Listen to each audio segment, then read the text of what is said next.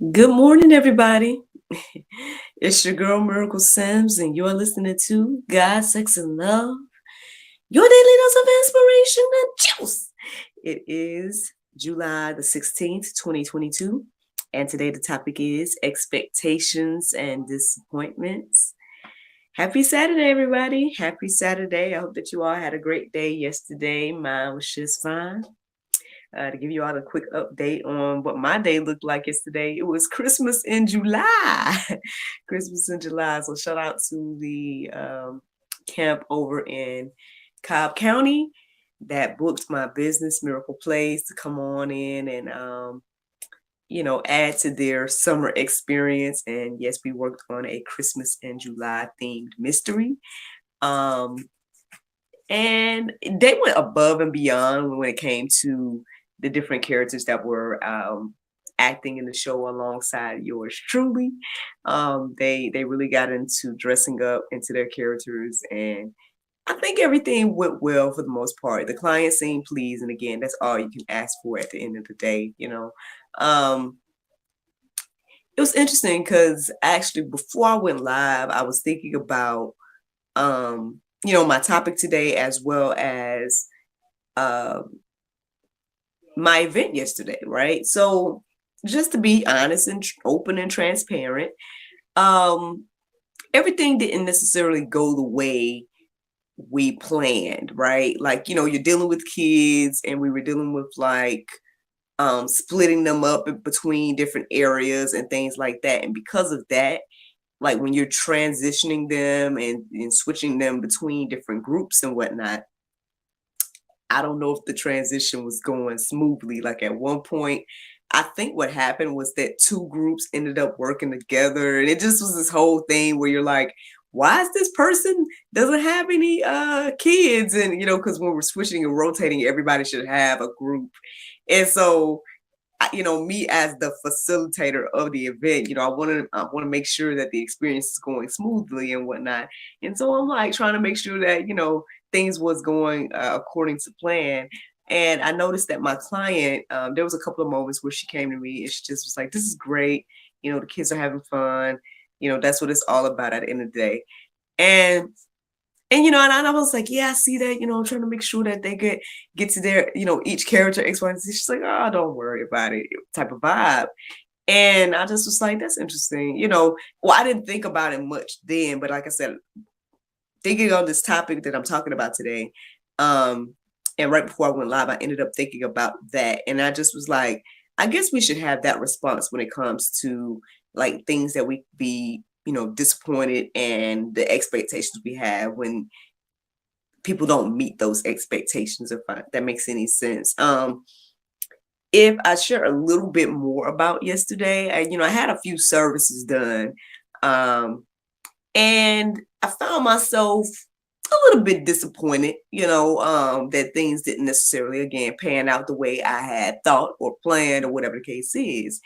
Um, and you can find yourself feeling frustrated. You can find yourself feeling like, man, I was thinking a little bit differently about how this was going to go, um, and everything like that. But I don't know. I guess I'm just reminded to have that heart like Christ, to have that heart like my client, that gave me grace and whatnot. And without me even sharing any verses, I mean, I would say, I guess that's the juice this morning. That is the juice. But hey, we can go deeper and I'll share it with you all what I came across this morning. So when I looked up the definition of disappointment, it says sadness or displeasure caused by a non-fulfillment of one's hopes or expectations.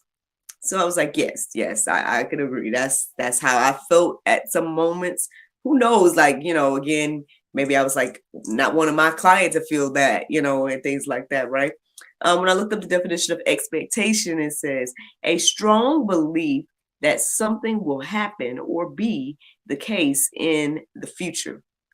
So again, I mean, how many times have we had expectations about anything in life? I mean, I'm sure we have expectations every day about, what our life is going to look like, what what we want, and all these different things. I mean, it can be as simple as just, when you go to a restaurant and you have the expectation that they're going to give you exactly what you ordered, or it can be as big as like, you had an expectation that, this or that was going to pan through with work, or um, whatever the case is, you know what I mean? So I think we all have felt these things before. We've had expectations, and we may have been disappointed by the expectations. So let's see what the word has to say about that. So this first verse I came across, I don't know if it necessarily goes exactly with this topic, but it stood out to me this morning, so I decided to go ahead and write it down. It's Proverbs 10 and 28. It says, "The hope of the righteous brings joy,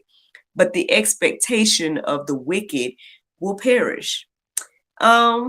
Now, I mean, I guess we can all go deeper about that. Again, I'm not sure if it exactly correlates, but I mean, it is something to think about when it comes to expectations, and I guess who you are, right? Who you are as the person that is with the expectation. Are you righteous or are you wicked? And if so, then you'll see what your expectations will get you. Psalm 62 and 5, it says, "For God alone, oh my God, wait, excuse me, oh my soul, wait in silence, for my hope is from him." Again, I guess this verse right here was one of the ways I started to shift my mind, like, look, renew my mind to you know, to God and his will, and everything like that. Again, we could just get so in our feelings with our personal thoughts and our personal feelings about whatever it is, like whatever expectation or whatever disappointment we may be going through. But again, I guess if you keep your mind stayed on the Lord, right, you'll find your, mind renewed. You'll find, hope and peace, and maybe you'll have the ability to give people grace and mercy as God has given us. Um, I came across Acts 3 and 5, and it says, "And he fixed his attention on them, expecting to receive something from them."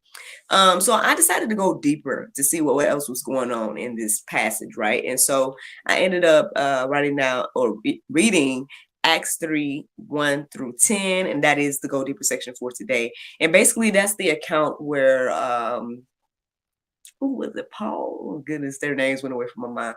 But two of the disciples, I guess you would say, were going into this, I would say it's like a church. I mean, I'm paraphrasing here, y'all. But anyway, they were going into a place, and the man was asking for money. I'm assuming that's what alms are. Again, y'all can go deeper and make sure and confirm what the word ALMS is. I didn't define it, but I've always assumed that was money, that he was asking them for money. And the disciples said, "Silver and gold had I none, but this is what I have to give," and, healed the man through, Jesus and everything like that, and through faith and whatnot. And so now, and then that verse was in the middle of that account, where it says, "And he fixed his attention on them, expecting to receive something from them." Now, he probably was expecting to receive some coins, some alms, what he was asking for. And maybe he was disappointed for a split moment, right? When they didn't, you know, put their hands in their pockets to give him something, right?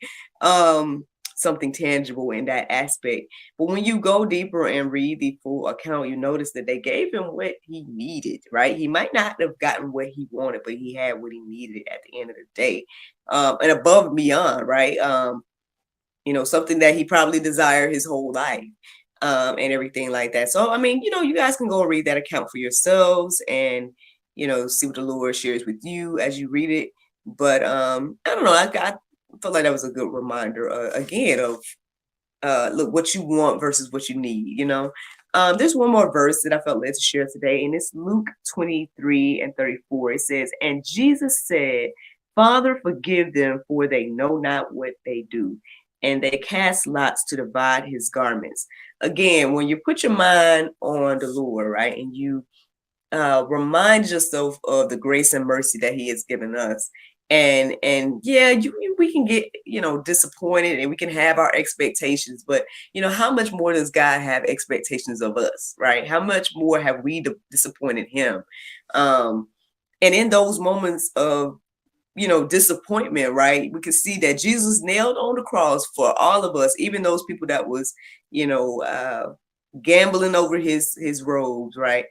um he asked the Lord to forgive them, you know. And I mean, again, that should all, humble us today. That is the juice for today. Just let's keep these things in our hearts and minds, in regards to expectations and disappointments. All right. The Bible verse of today is First Chronicles 16:11. It says, "Seek the Lord and his strength.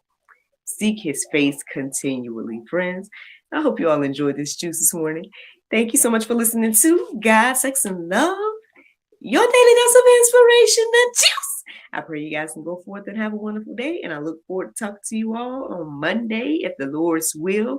And I just want to say before I let you all go, thank you all for those that tuned in to last night's episode of God, Sex, and Love, the talk show. My chat with the Rainwater Sisters.